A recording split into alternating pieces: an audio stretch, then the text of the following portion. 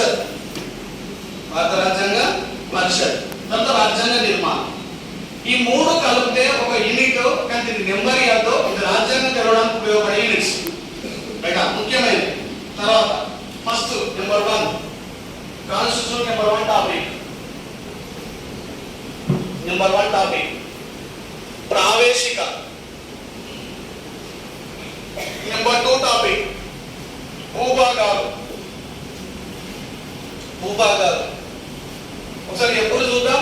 భారతదేశంలో ఎన్ని భూభాగాలు ఉన్నది? ఎక్కడ పోతాం? అబ్బాయిలు బ్యాచిలర్స్ పోతాం. ఎస్ఆర్ మన పనికి ఎవరెక్కువ?